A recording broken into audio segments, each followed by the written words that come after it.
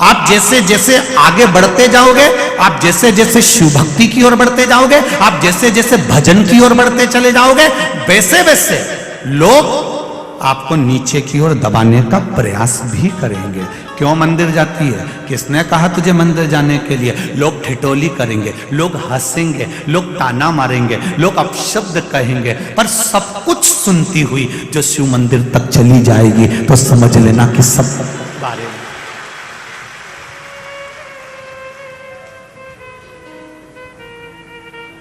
पतंग और पद जब बढ़ता है तो काटने वालों की संख्या भी बढ़ जाती है, निश्चित है। पतंग जब बढ़ेगी और पद जब बढ़ेगा, आपकी प्रतिष्ठा, आपका पद, आपकी उन्नति, और पतंग जब ये ऊपर बढ़ती जाती है, बढ़ती जाती है, बढ़ती जाती है, तो लोगों को रास नहीं आती और वह उसको काटने का विचार करने लगते हैं। पतंग बढ़ रही है, उसे बढ़ने दीजिए। आप अपनी डोर बस भोलेनाथ जी के हाथ में छोड़ दीजिए।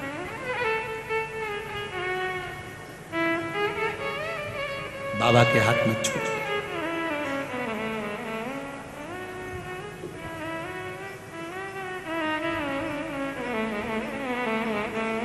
उसकी कृपा जब होगी तब सुख मिलेगा। बेलपत्र ढूंढने के लिए सुख सुंदरी गई, बेलपत्र ढूंढने के लिए सुख सुंदरी की 100 बेटियां गईं, बेलपत्र ढूंढने के लिए सुख सुंदरी के पुत्र गए, बेलपत्र ढूंढने के लिए दामाद भी गया, पर शिव भक्ति, पार्वती जी को कुछ लीला करना थी, बेलपत्र नहीं मिली, नहीं मिली बेलपत्र।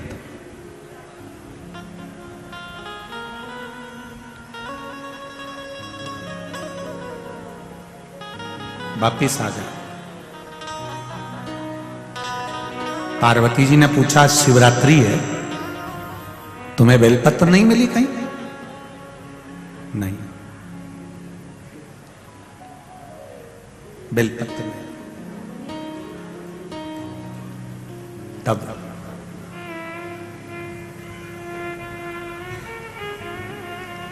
गौ माता की पूंछ को घुमाती घुमाती घुमाती घुमाती, गौ माता की पूंछ को घुमाती घुमाती माता संतोषी वहां पहुंची।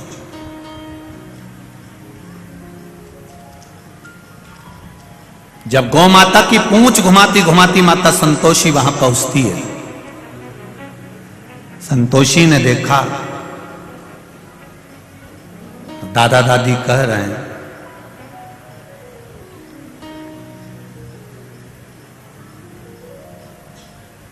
ये दादा दादी, दादी जी कह रही हैं, पार्वती मैया कह रही हैं कि बेलपत्र नहीं लाई अशोक सुंदरी से।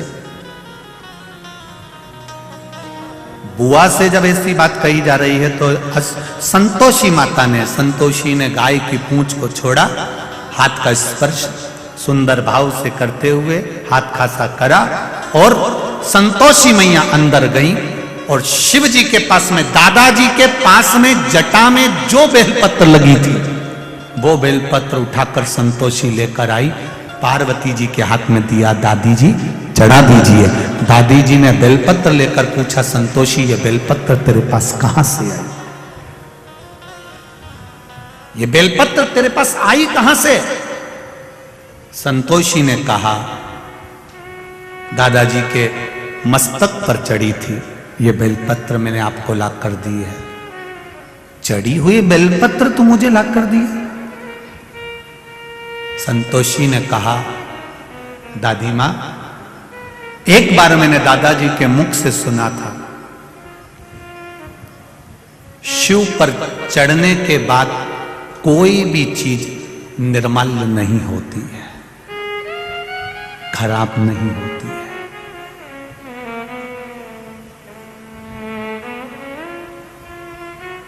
भगवान नारायण भगवान के चरण से निकली है गंगा, विष्णु पदी कहलाई है। भगवान विष्णु के चरण से निकली हुई गंगा विष्णु पदी कहलाई है। शंकर जी के ऊपर चढ़ गई तो गंगा भी कहती है मेरा कल्याण हो गया, अब मैं कल्याण करने वाली हो गई। विष्णुपदी का शहद मक्खी का झूठा है।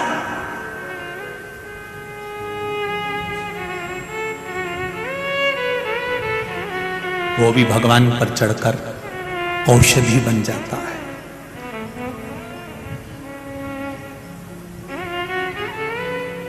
वो भी औषधि बन गई। मेरे शंकर भगवान पर जो चढ़ा वो शुद्ध और आनंदित हो गया।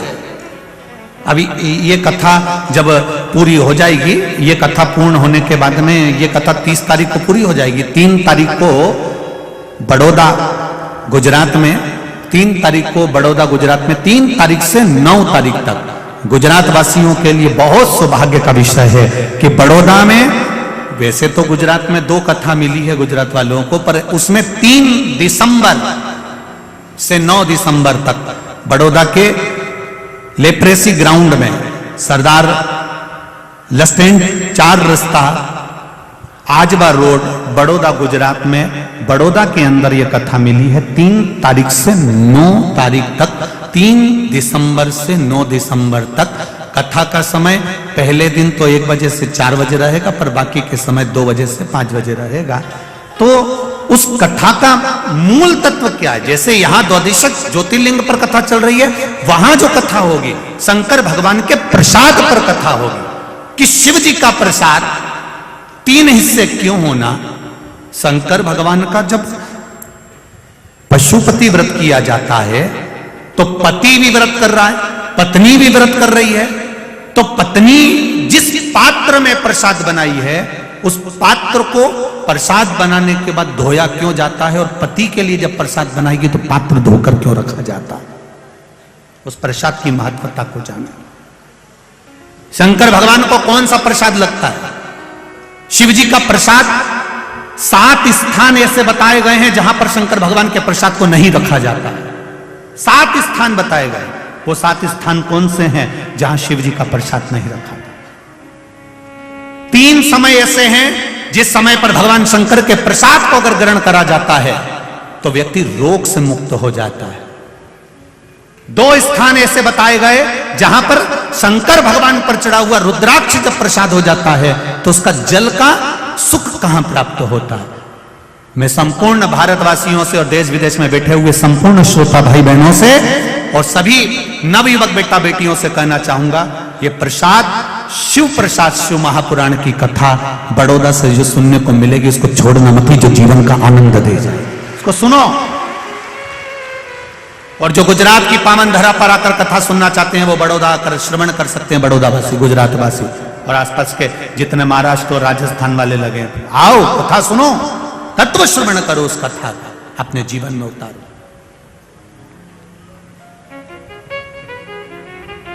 समझो उस प्रसाद की महत्वता क्या है,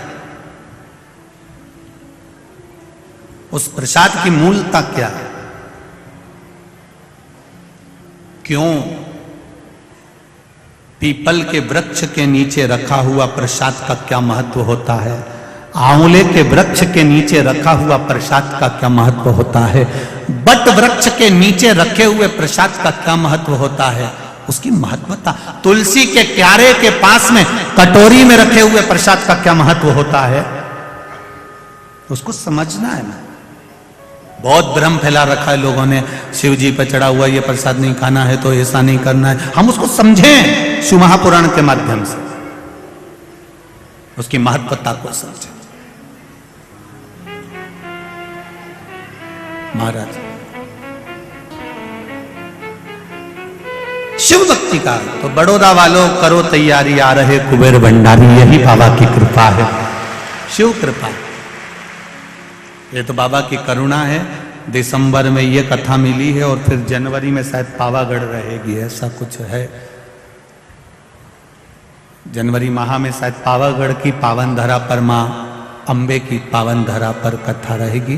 पावागढ़ में तो इतनी जगह नहीं, तो थोड़ा 5-6 किलोमीटर आगे कथा स्थल दिया गया है, उसका भी स्मरण शिव भक्ति की ओर चले।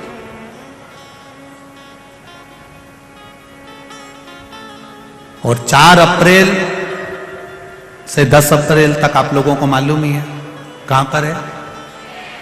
वाह, सब तैयारी करके बैठे हो मतलब अभी से पक्का हो गया है? तो उस समय पर उज्जैन में कथा रहेगी। 84 महादेव का आनंद और बाबा महाकाल की नगरी में विक्रमादित्य शिव महापुराण की कथा का रसतत्व ग्रहण करेंगे बड़े आनंद के साथ। शिव कथा का रसतत्व। हर हर महादेव।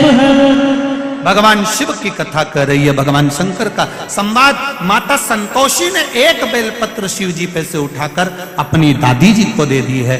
दादी जी के हाथ में बेलपत्र आई, वो बेलपत्र शंकर भगवान के शिवलिंग को चढ़ाई गई तो शंकर भगवान के नेत्र खुल गए। इतने समय से नेत्र बंद थे, इतने समय से बंद थे। संतोषी का संतोष परम धन है और संतोषी माता का परम धन हमको बताता है कि केवल 33 कोटि देवी देवता में एक मेरे महादेव ऐसे हैं जिन पर चढ़ी हुई बेलपत्र उठाकर धोकर आप वापिस चढ़ा दो, शिव जी उससे भी प्रसन्न हो जाते। ये संतोष परम धन, ये संतोष परम प्रिय धन।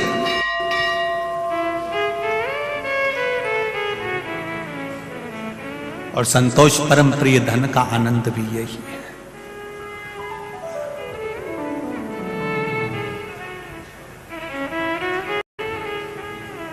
ये सुख वही, ये आनंद।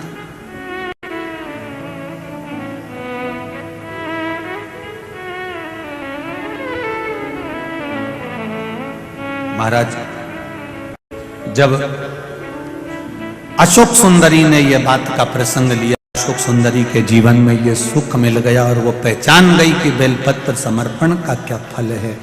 वही बात शिव महापुराण के अंतर्गत वर्णित करी गई।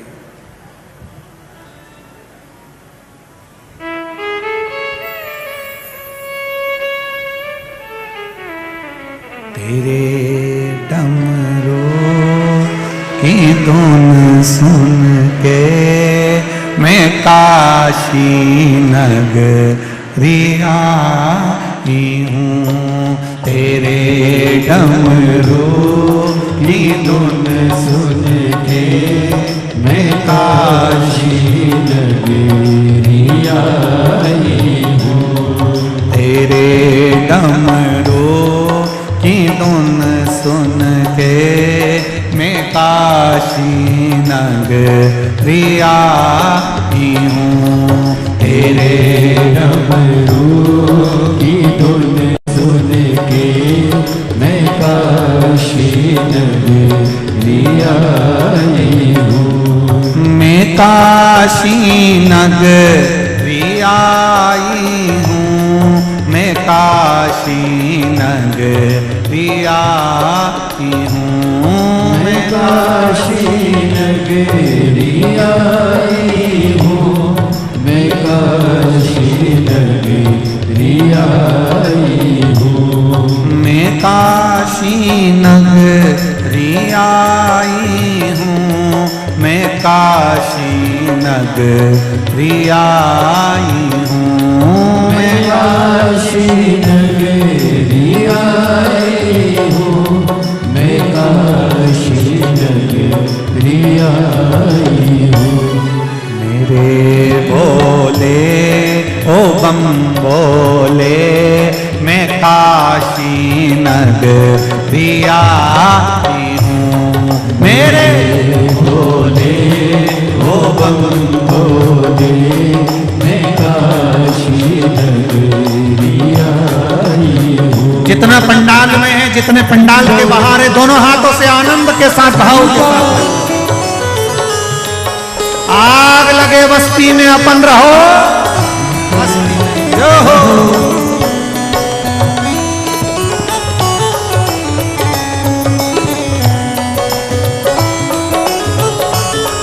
चैनल वालों से निवेदन है जो रोड पर बैठे हैं, जो भगवान की भक्ति का भजन कर कर नाच कर आनंद ले रहे हैं, उनका भी दर्शन अवश्य कराइएगा भाव के साथ। जो हो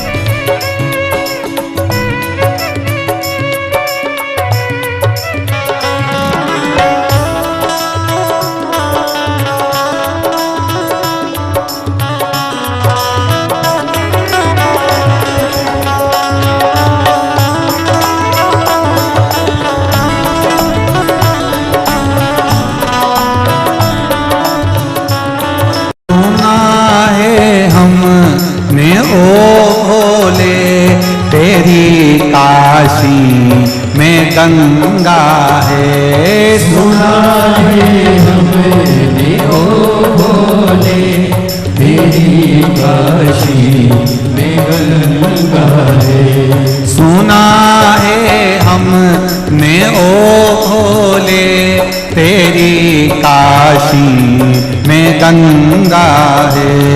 सुना है हमने ओ भोले, तेरी काशी में गंगा है। उसी गंगा को नहाने को मैं काशी नगरी आई हूँ। उसी गंगा को नहाने को मैं काशी नगरी आई हूँ। मेरे भोले ओ बम भोले, मैं काशी नगरी आई हूँ। मेरे भोले ओ बम भोले, मैं काशी नगरी आई हूँ।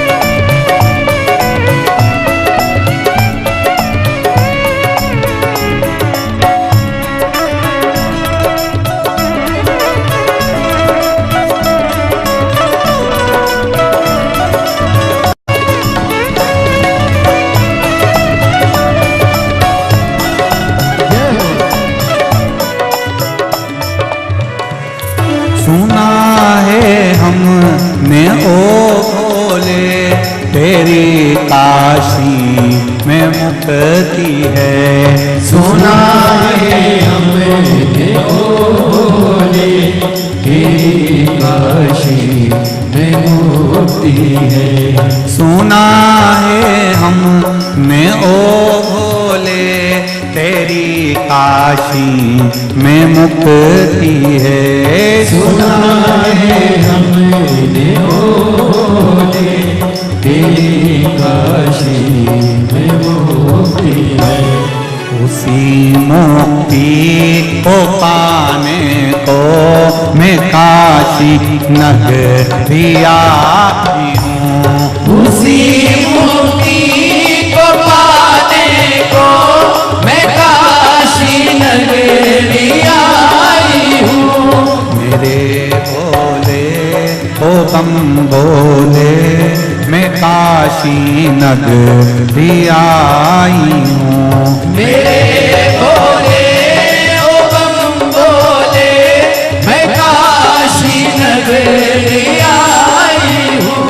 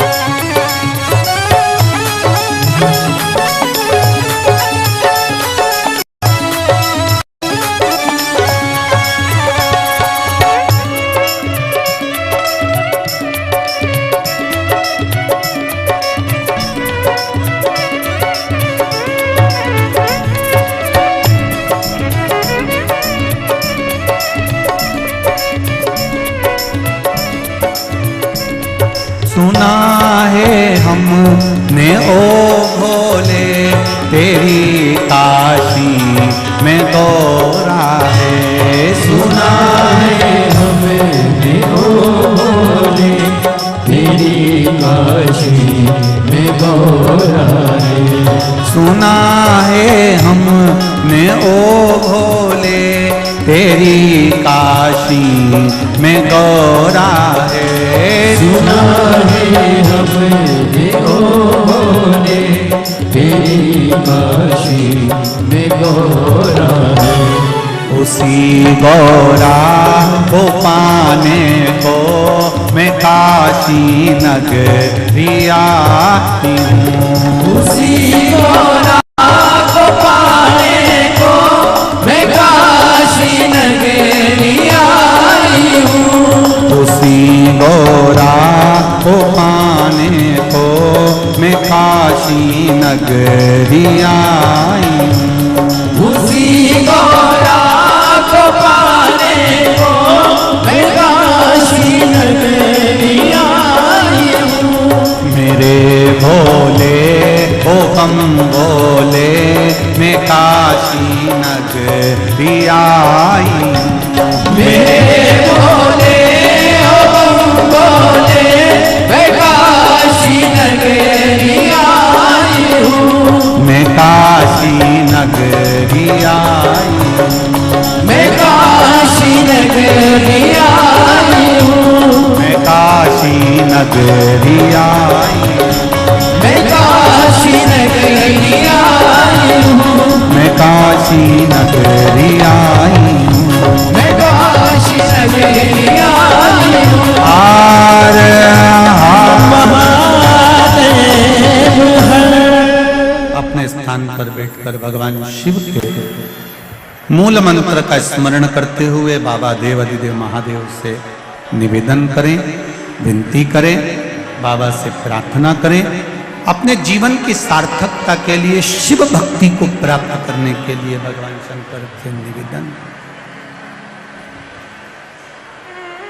श्री शिवाय नमस्तु। श्री शिवाय नमस्तु। श्री शिवाय नमस्तु। श्री शिवाय नमस्तु।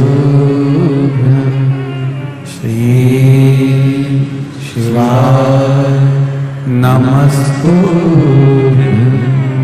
भोला सब दुख काटो हमारा।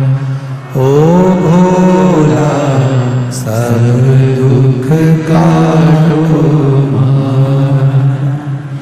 शिव शंकर जपो तेरी माला। भोले बाबा जपो तेरी माला। भोला सब दुख काटो हमारा। ओ भोला सब दुख काटो हमारा। शिव कथा कह रहे हैं, भगवान शंकर का चरित्र कहता है। आंध्र प्रदेश के कृष्ण जिले में कृष्णा नदी के तट पर है श्री मल्लिकार्जुन।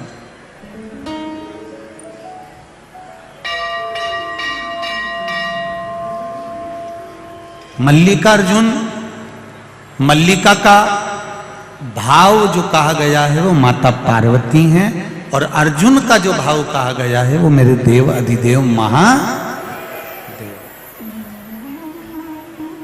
अब एक बात बड़े ध्यान से सुनिएगा जरा मल्लिकार्जुन की। मल्लिका, जैसे कल आपको कथा में कहा था कि जब भी सोमनाथ जाएं तो चंद्र कुंड का दर्शन अवश्य कर करें। 12 ज्योतिर्लिंग में एक एक चीज ऐसी है जिसको हमें छोड़ना नहीं। कभी भी जाए 12 ज्योतिर्लिंग में एक जगह ऐसी होती है जिसका हम लोग दर्शन नहीं कर पाते, और जल्दी जल्दी हमने बस मंदिर में दर्शन करा भगवान का और वहां से बढ़ लेते हैं। जो मूल तत्व है, जो हजारों हजारों वर्ष से निरंतर अडिग बना हुआ, जैसे सोमनाथ जी का शिवलिंग कितनी बार आक्रमण करा गया, कितनी बार 17 बार आक्रमण कर कर तोड़ दिया गया, फिर वापिस शिवलिंग वहां पर विराजमान किया गया। परंतु शिवलिंग बार बार गया आया, पर वो जो चंद्र कुंड था, वो चंद्र कुंड आज भी जो पहले से था वो नहीं हट पाया, वो वहीं पर है, वहीं नहीं। उसी तरह 12 ज्योतिर्लिंग में एक एक स्थान एक ऐसा आता है जहां पर वो हजारों वर्ष से एक जैसा टिका हुआ, अड़िग एक जैसा। एक बार भगवान शिव जी से माता पार्वती जी ने गणेश और कार्तिकेय का संवाद सुन लिया। कार्तिकेय और गणेश जी दोनों बैठे हुए थे।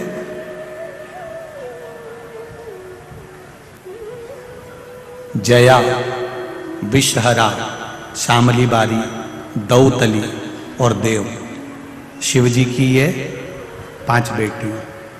एक बार सब लोग उनका नाम लेंगे। जया, विषहरा, शामली बारी, दौतली और देव, ये शिव जी की 5 बेटियां। ये गंगा के जल से प्रकट हुई हैं और अशोक सुंदरी नंदनवन काशी में प्रकट हुई।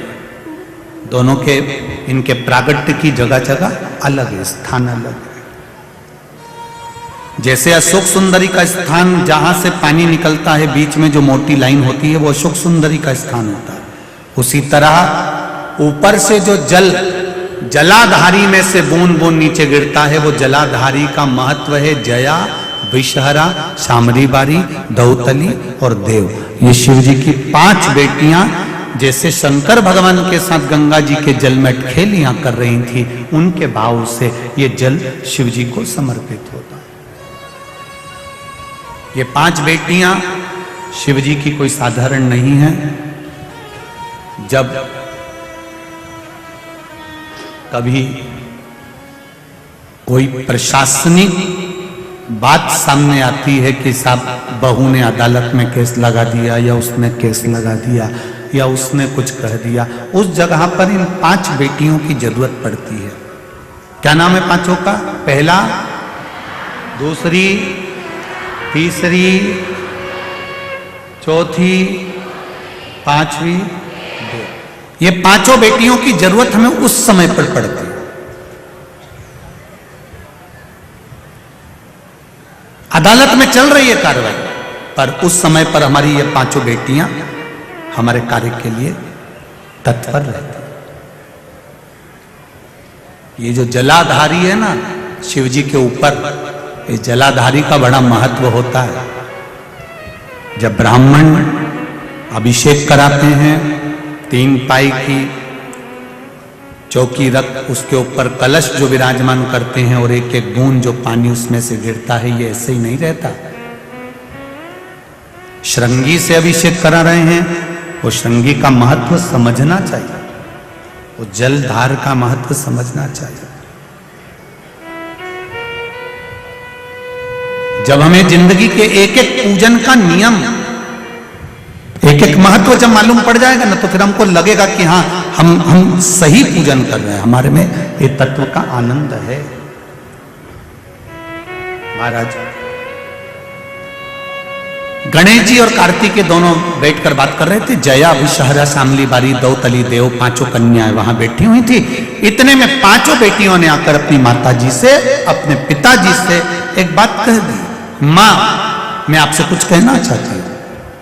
पार्वती जी ने पूछा क्या हुआ, क्या कहना चाहती हो, बोलो।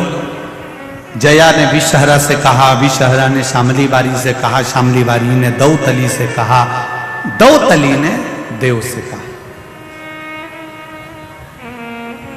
देव ने फिर माता पार्वती से कहा, दोनों भैया में विवाद है कि दोनों प्रबल कौन है, विद्वान कौन है, सबसे श्रेष्ठ कौन है। कार्तिकेय श्रेष्ठ हैं कि गणेश जी श्रेष्ठ हैं, इन दोनों में विवाद चल रहा। पार्वती जी ने कहा, इतनी सी बात के पीछे लड़ रहा कि श्रेष्ठ कौन है। घर के अंदर रहें, देवरानी और जेठानी के मन में कभी यह बात सामने नहीं आना चाहिए कि जेठानी श्रेष्ठ है कि देवरानी श्रेष्ठ है। और मेरा सासुओं से हाथ जोड़ के निवेदन है, अपनी जिंदगी में तुम किसी को भी धन दे देना मना नहीं है, पर अपने मुंह से कभी मत कहना कि बड़ी अच्छी है कि छोटी अच्छी है।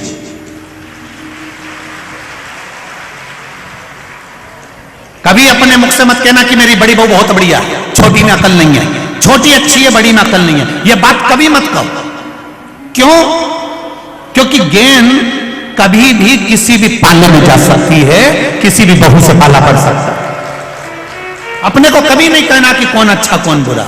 अपन तो 2 रोटी चकाचक खाओ, आनंद से अपनी जिंदगी जियो, दोपहर में 2 बजे टीवी खोल के बैठ जाओ, शिव महापुराण की कथा सुनो, शाम हो जाए शिव मंदिर का भजन करो, कीर्तन करो, अपना जीवन बड़ी मस्ती में जियो।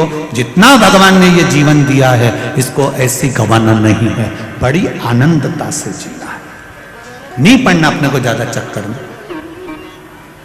हमारी बड़ी बहू अच्छी, मेरी छोटी बहू अच्छी। ये भेद जब तुम्हारे भीतर आ जाएगा तो बहुओं के हृदय में भी ये भेद आ जाएगा, और बहुओं के भीतर अगर ये भेद आया